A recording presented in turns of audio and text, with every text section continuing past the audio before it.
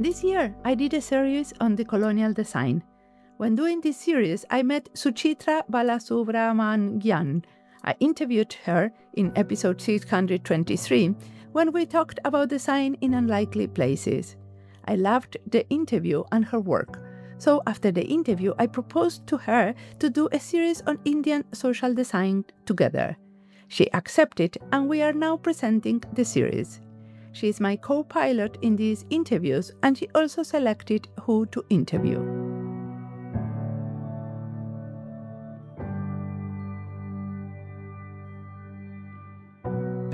Nina Savnani is an audiovisual designer and professor. She has been doing animation using textiles. We talked in this interview about ethnographic work done with communities that used textiles to express themselves. Nina told the stories behind her films and how the textile work can interweave the stories of these communities. In this interview, Nina shows us how collaborative filmmaking can open dialogues on memories and community storytelling. My name is Mariana Salgado. This is Diseño y Diáspora.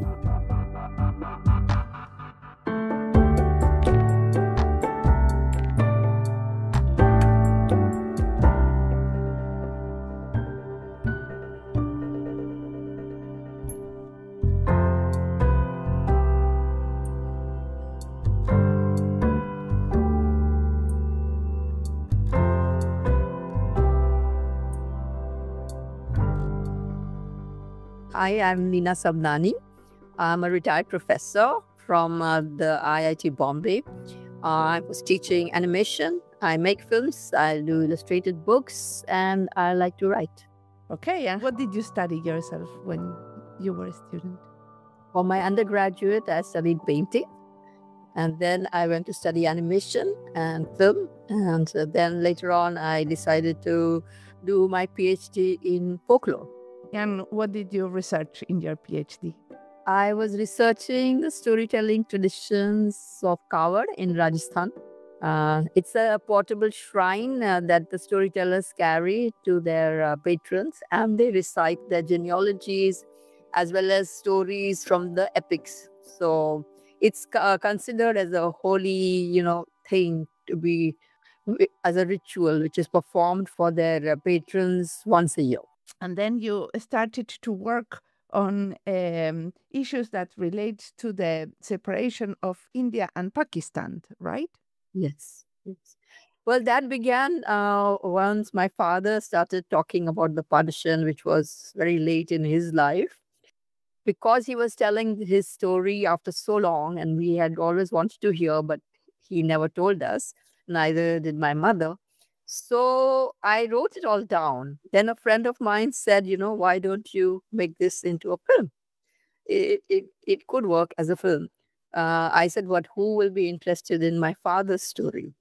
And they said, well, it's not only about your father, it is also about two communities, So I think it's important that these voices which are never heard are heard. So that was the starting point.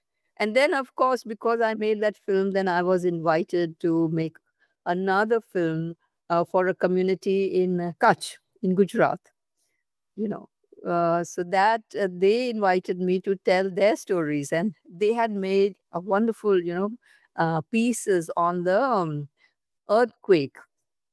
And following the earthquake, after they made those pieces on the earthquake, they also remembered other memories, and then they made their pieces on the migration. Those were the stories they wanted animated. So that was my way into literally getting into these spaces that I realized that there was so much more complexity. There's so many more issues that one can actually, address by engaging with communities that have their own art practice and their stories, which are not heard by people. Would you like to tell us how is the process of working with the community? Because all this, the animation of Kutch is the one made out of textiles, right? So you were working with the textiles that were already existing when you arrived to the community. So do you want to tell us the story? behind that? Yes, sure.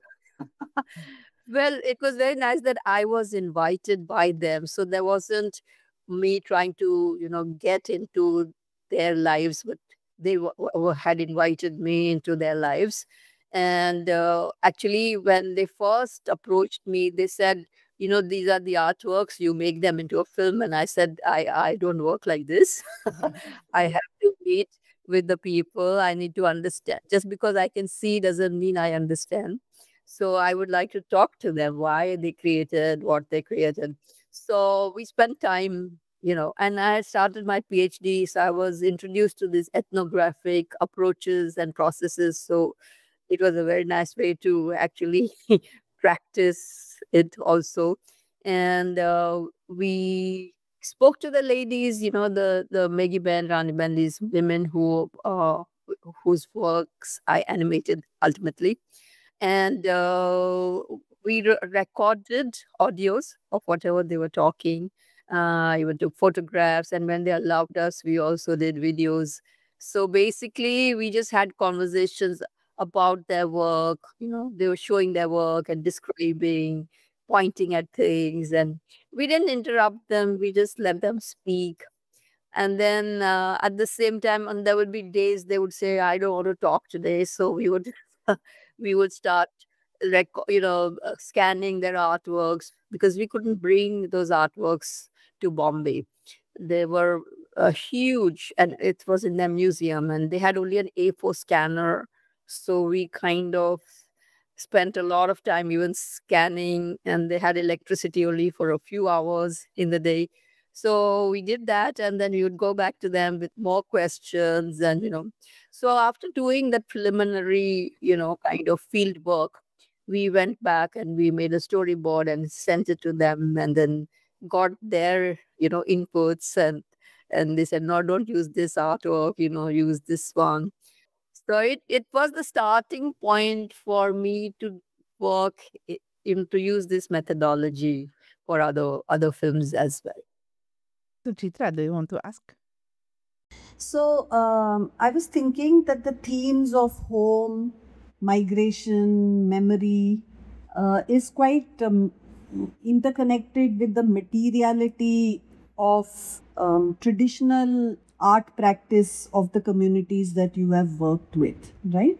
And then you are rendering it in film as well as in your writings. So I was wondering whether you could say something more about how these themes connect in your work and perhaps also in your own life, because you've mentioned memories of partition with your father. And I've seen the film, you've used cloth as a material which comes on the screen. And I think your father was a cloth trader or something like that. Oh, okay. So there is this materiality, memory, which we can think of as intangible. Film as a medium, I think of it as an intangible medium.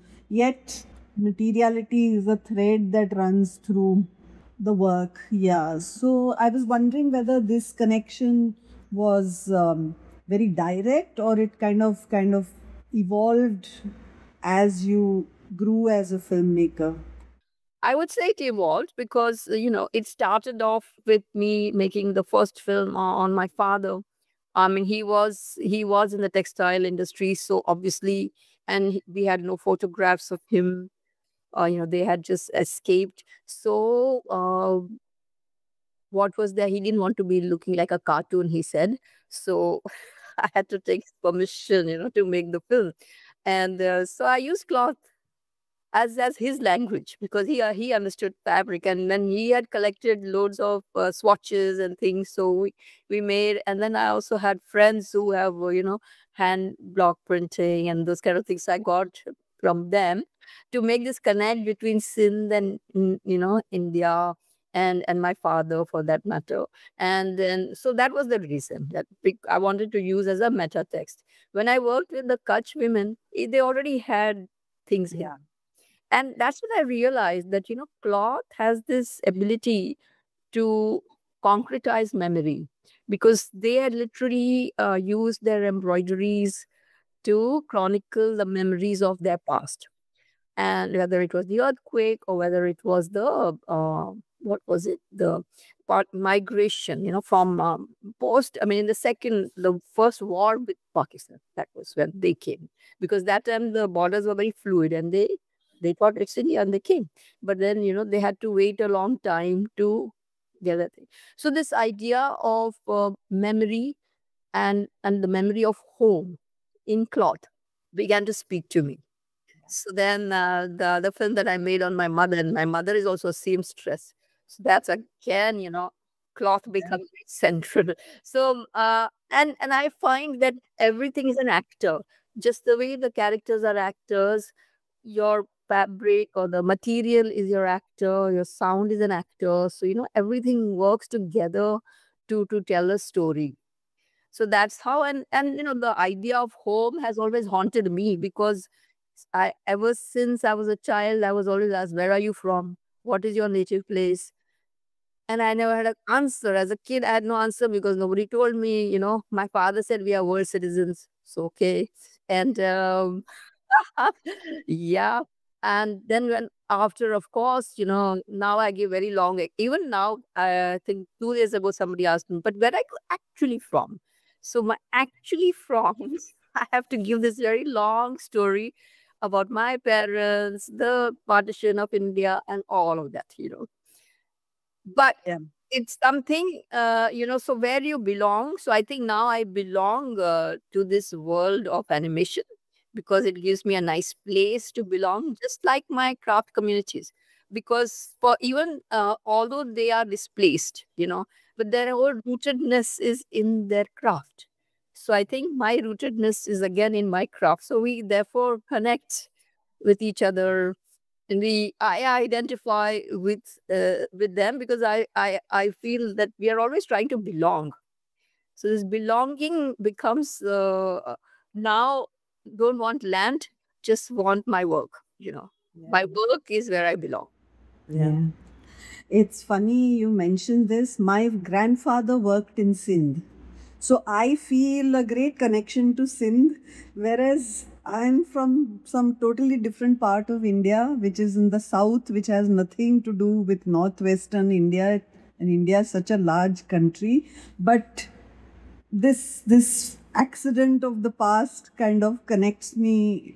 And I made peace with the idea that my inheritance is memory, memories of home, memories of a place. So between that and animation, I feel quite rooted, wherever I am. So now I live in the south, where you came from. Yeah, right. That's and I also remember that your first film when I was a student, while you were making films, was using the Madhubani art form from northeastern India. Bihar, on dowry. So the social themes also kind of entered into your work. One can see your own development as how you're thinking about the medium, about the content, and about the ways that your methods of working. So I just wanted to ask you whether you'd like to say something more about the word collaboration, which comes up again and again.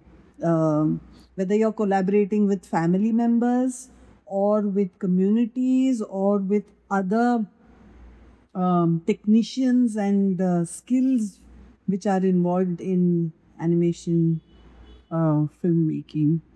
Filmmaking is anyway a very collaborative thing, but it's never really equal. we attempt we attempt to bridge the gaps, then try to work together. But I think there are issues of economics. There is a power play, so there is economics, there is technology, media access, all these things, they come in the in they are some things that we have to be very conscious about, that this is how it is. We have to recognize it and then see how best we can work together. So, if you want me to give you an example of working with the Bhil community, for example, Bhil artist Sher Singh, um, I approached them, and once they agreed, because that is important, it should be with their volition, it should be something they wanted as well. And he said, I've never seen an animation film, but I'm happy to work with you, whatever. He showed me.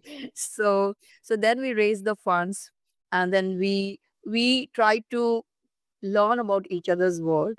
So we went to his village, we spent time with his family, we wandered around, the locations where he grew up and things like that. And of course how they paint and why they paint. And then we invited them to Bombay and then had them see our world and what kind of work we do.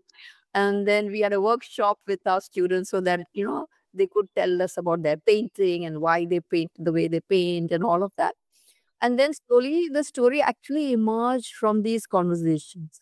And all the details that you see in the films are also because we visited their place, because we had these conversations, that it became what it became.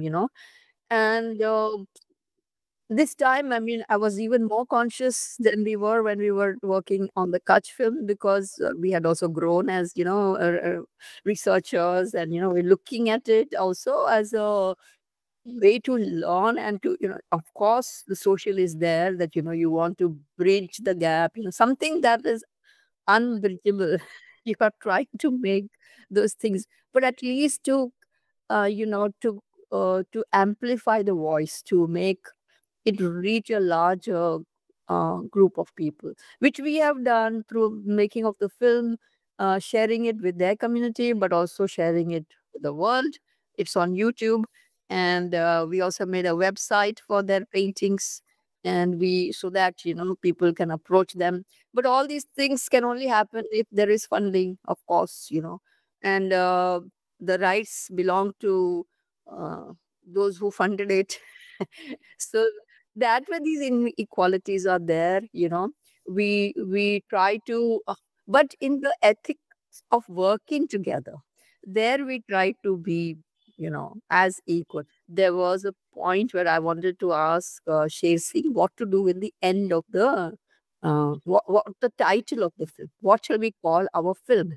And the film was about a rooster, but he said it's a story of a peacock. So I said, but how can you put a this? Where is the peacock in the story? He said, I will paint it and you can put it inside. So I said, but that is not the whole film is about. The rooster being sacrificed, about to be sacrificed, and he tells the story. So he said, no, but you can't call it the rooster. So I said, why? Because he said, because he's a sacrificial bird. So I said, okay, how about we make images? Then he said, yes, that is. So, so we try to, be responsible to him, be responsible to our audience, because the audience will be very baffled if we called it a peacock story. They would be looking for the peacock all the time.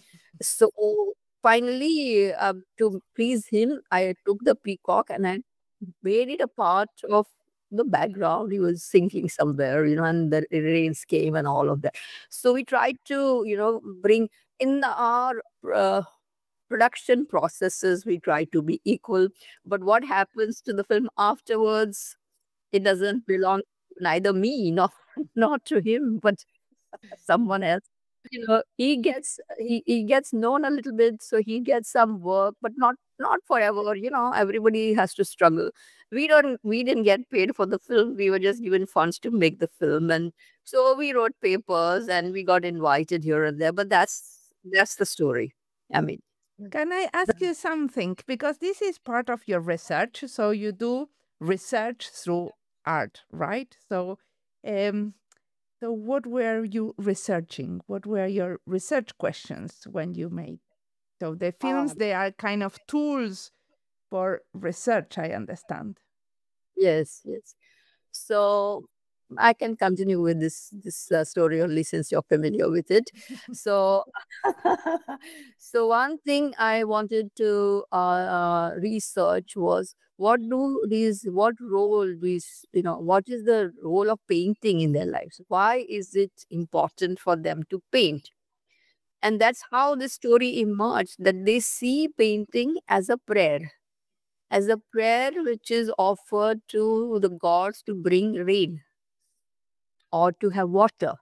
And they have several other stories around water. So, which tells you that, see, as a community, they used to be hunters. The bhil word bhil means hunter or archer. So, because of the land being taken away and then they're becoming farmers, they didn't know anything about farming, and they had to turn into farmers. And then obviously where they were living, there wasn't that much water. So there so many narratives are around water and water conservation.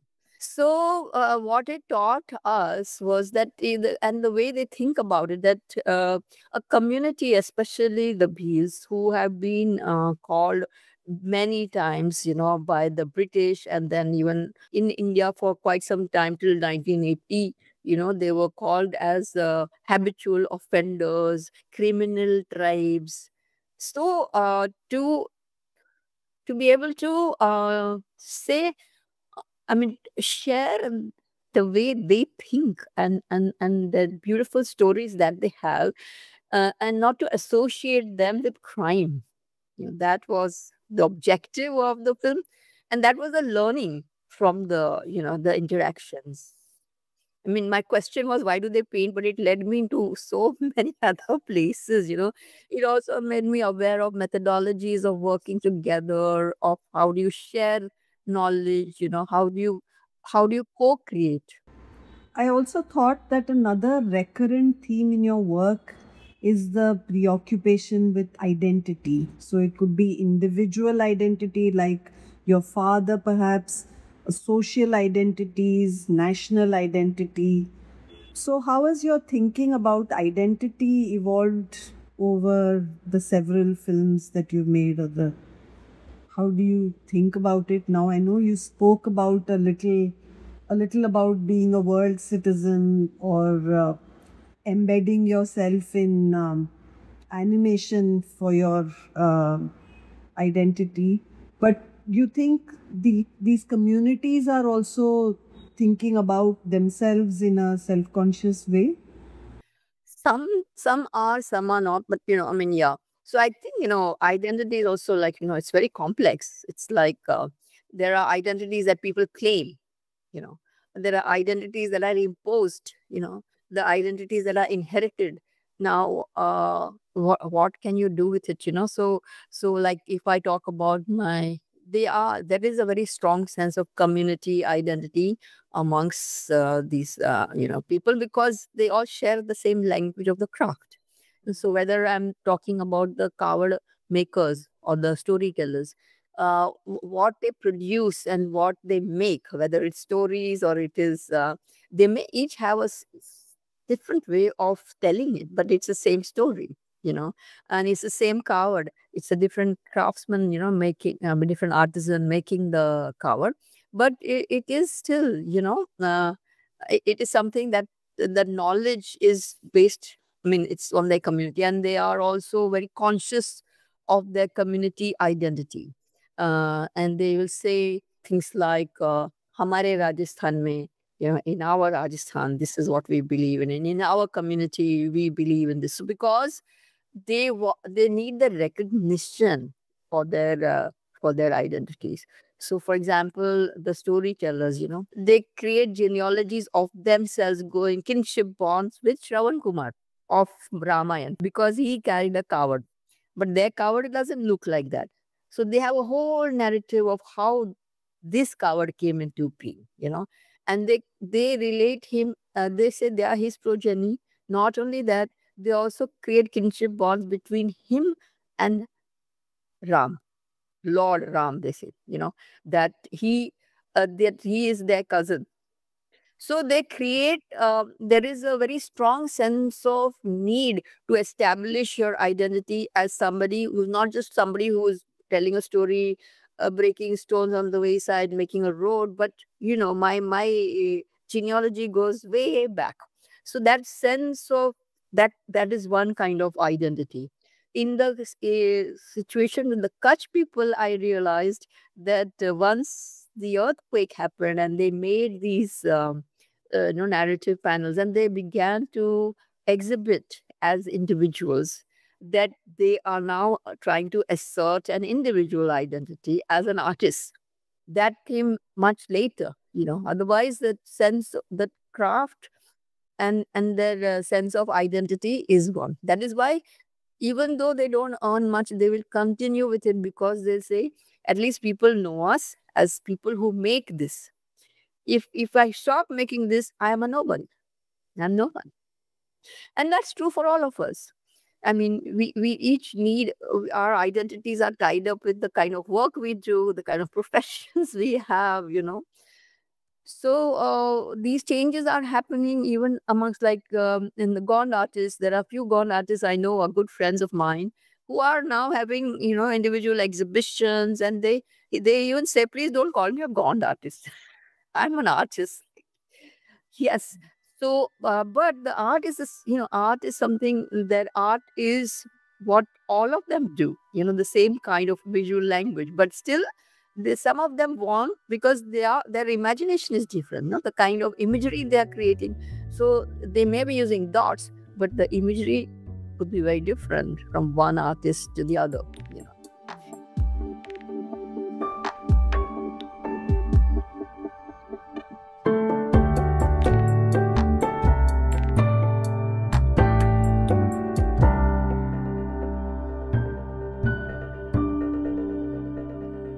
This episode is part of the lists Indian Design, Paz y Diseño, Inmigración y Diseño, D&D in English, and Diseño Textil. The list might have a Spanish name, but you can find interviews in Portuguese and English too. The list D&D in English compile all the interviews in English of this podcast. Till the moment, we have 40 episodes.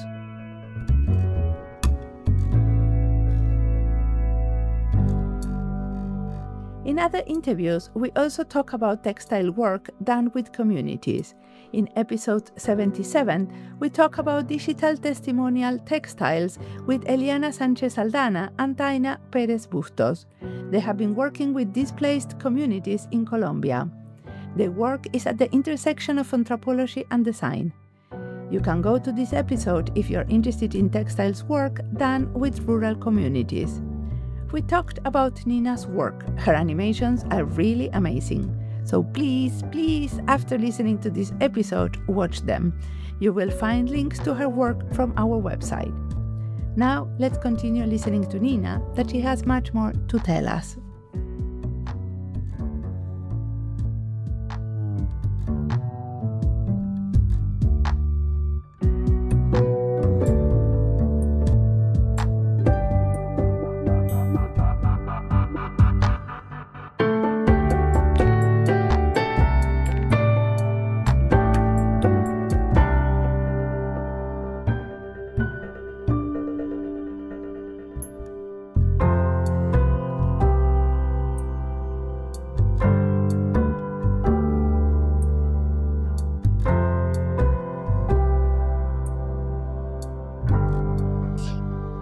To ask about your teaching, because as a teacher of animation, you are quite special because you are bringing your students to the territory to work with communities.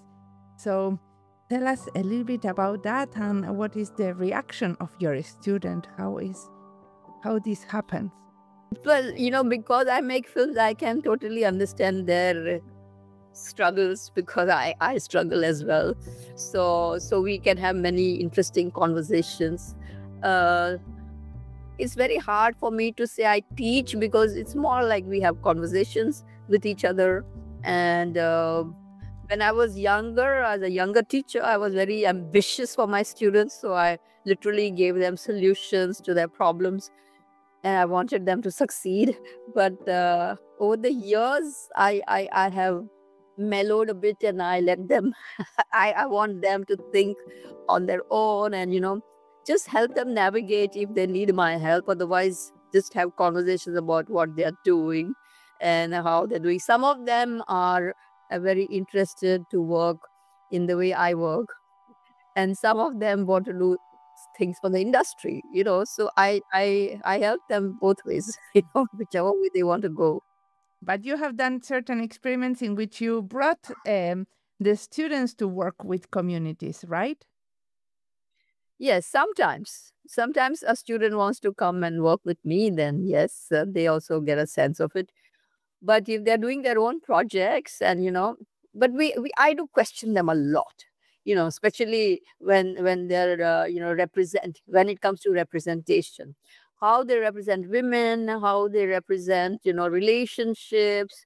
I question that and ask them that, why is this happen, why do you have to portray this woman like this? Is there a reason? And then they realize that these are preconceived, or what you grow up thinking, and you think that's normal, but it's not normal. So so those kind of things definitely, in my teaching, that is one thing my students constantly remind me, that's what I did for them. Is there an animator or a filmmaker or a painter, or whoever you might think of, who has been influential in these years while you have been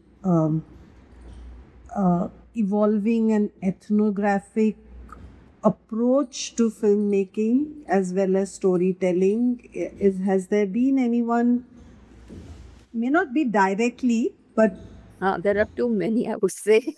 yeah, Those I have met, those I haven't met, but still, they have influenced me. So there are people who have influenced me in my filmmaking, like Caroline Leaf. There are people like who have influenced my way of thinking. That's my teacher, Nasreen Mohammadi. She was an artist, but the way she looked at the world, the way she accepted the world, the way she thought about art, definitely influenced me, and the way she did her own work, you know, and the way she told me that don't become me, don't become like me, be yourself.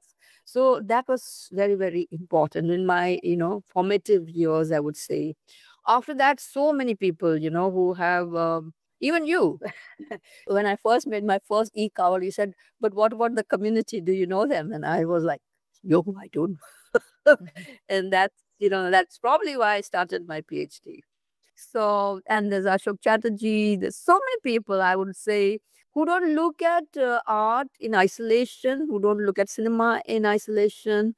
There's so many people I've read now, I can't tell you all the names, but there is Michel de Soto, who talks about the practice of everyday life. That's a book which I just love reading.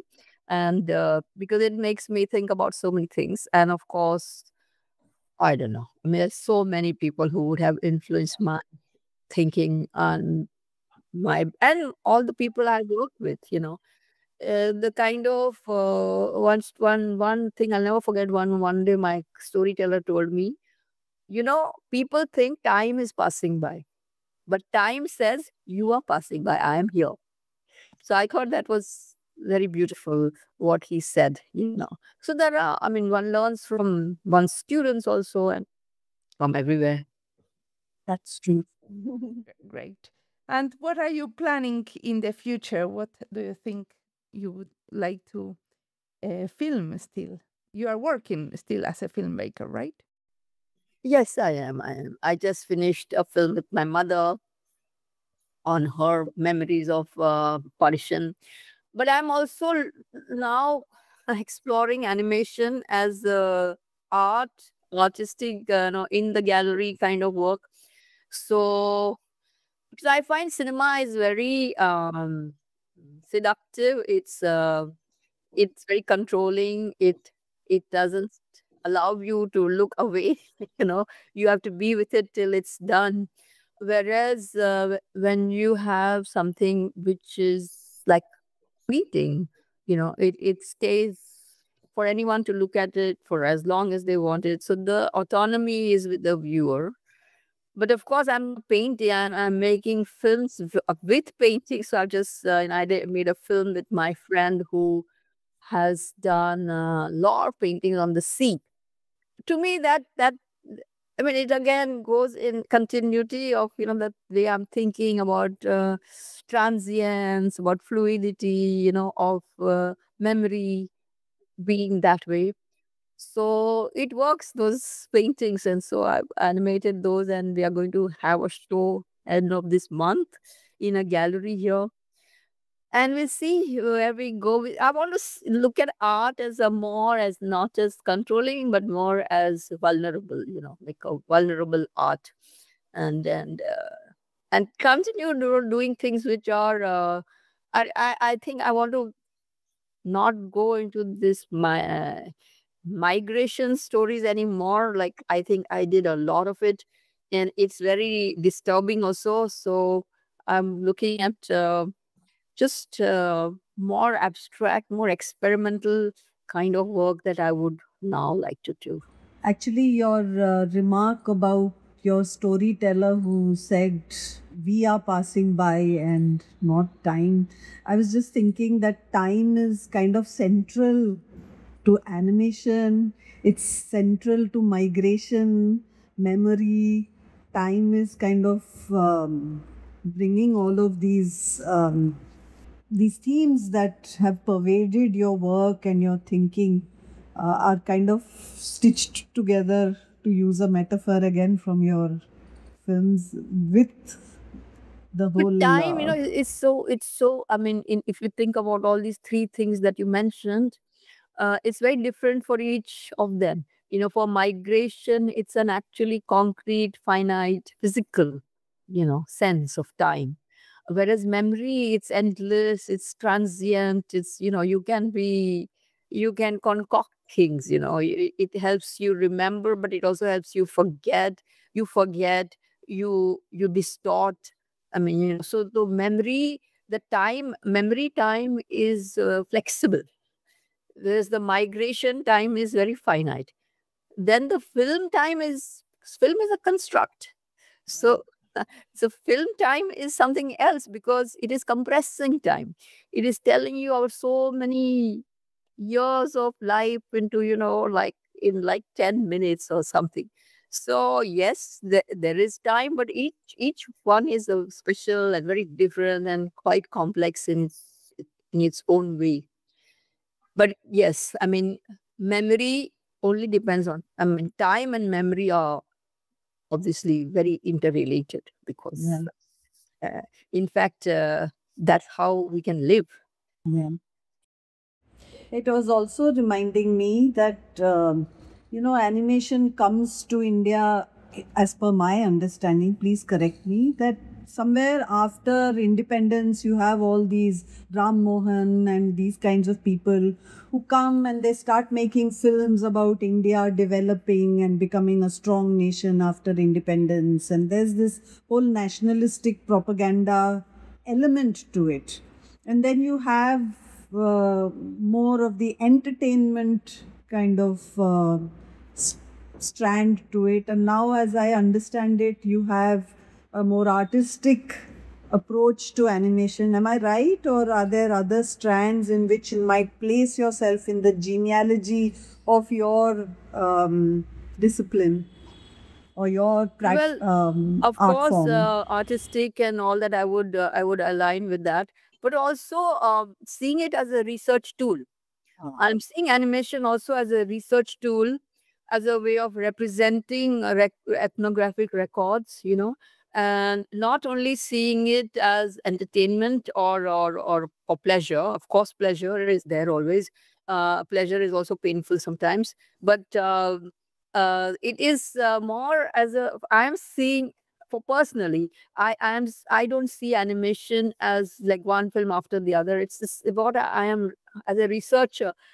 What is exciting me? What am I trying to? Curious Huh, about. now I want to know how, for example, like I said, I'm now curious about how do I give autonomy to my viewer?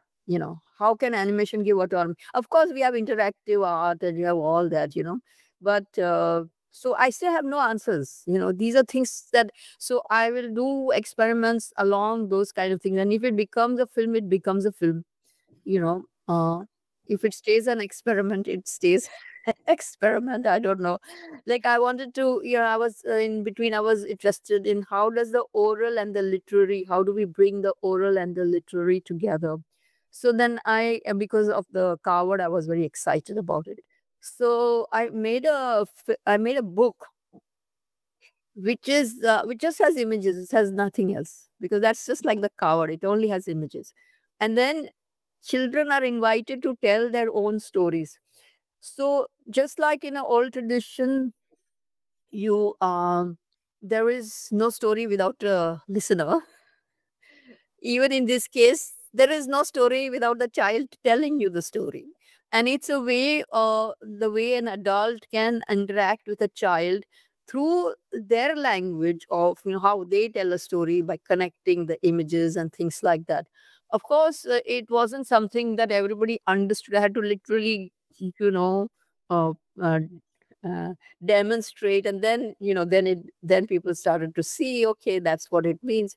So but it got at least published, and so that's how, meaning my approach is always to, it starts with the question that I'm trying to understand, and then it becomes a product.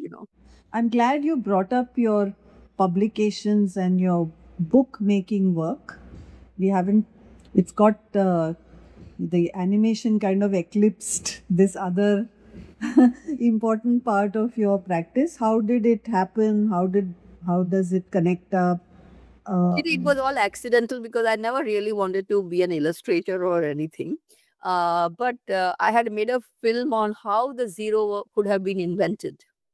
So one publisher got very excited with that idea. She saw the film and then she said, let's make this into a book. So I said, you make it. She said, no, you make it.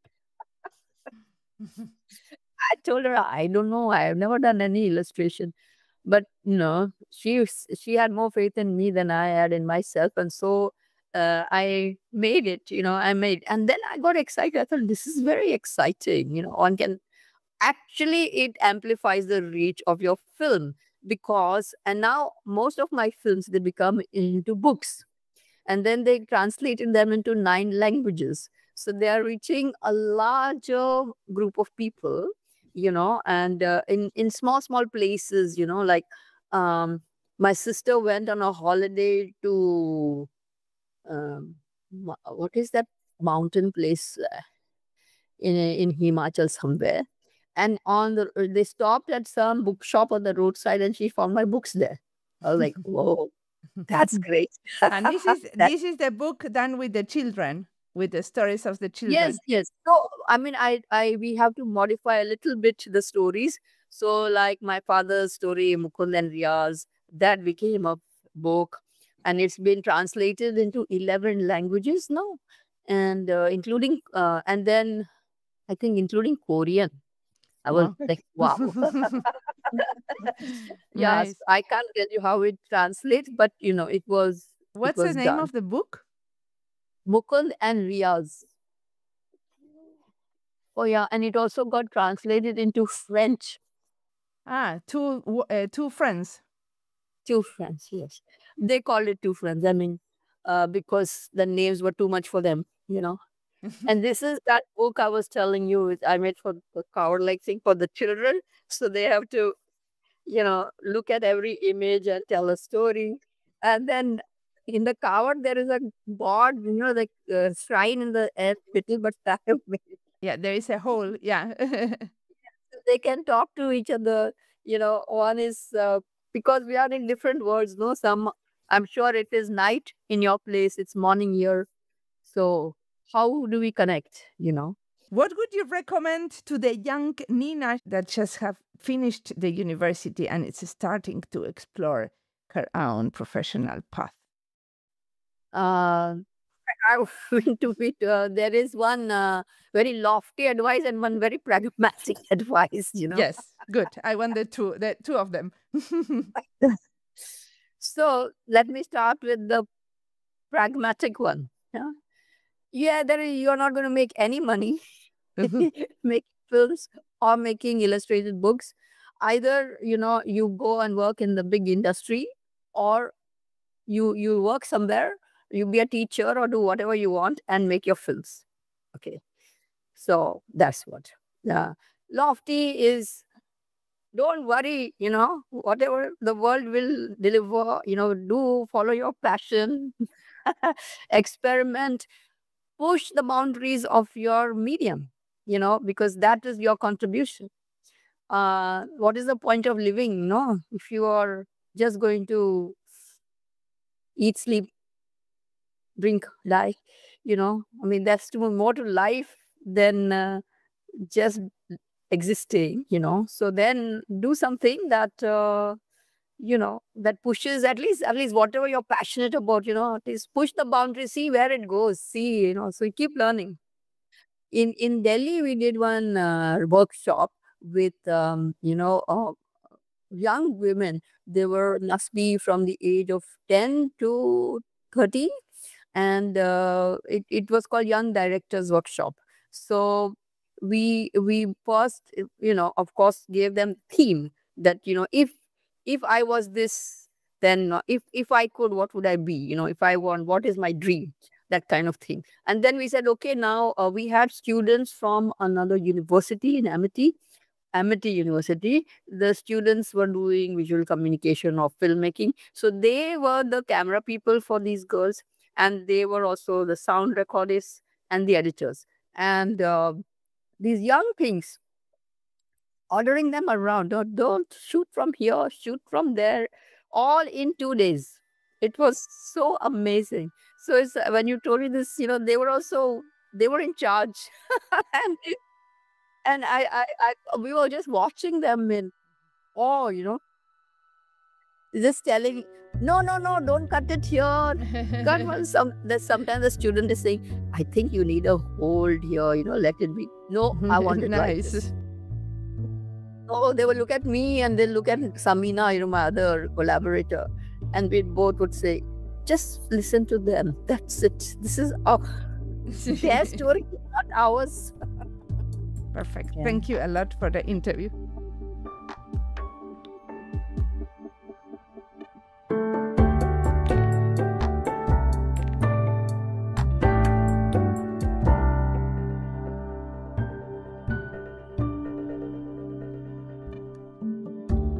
Nina's work dives deep into memory, migration, and identity, weaving in stories from communities in India, like those in Kutch after the earthquake.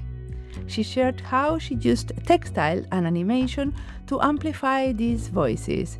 She listens by chatting with the women artisans and by scanning their work. Then she proposed a process of co-creation. Her ethnographic approach is letting people speak and their craft tell their own story. Her animated films are art pieces and also a way to say who are we and where do we belong. She uses cloth to make characters because, as she says, even the material has a story to tell. I like the part in which she tells us her take on time.